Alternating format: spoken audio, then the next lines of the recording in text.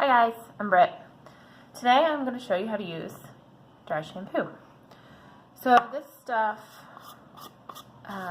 is powdered. It's not aerosol. It's better for you. It's better for the environment. You just take the tip of your makeup brush here, let go of a little bit of the loose powder, and you just go right at your roots. A little bit of this goes a really long way. It's great for after working out, or if you didn't shower, you know, whatever.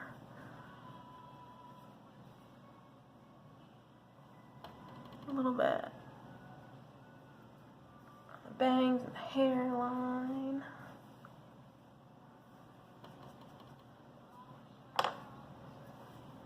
Give it a little fluff, and you're good to go.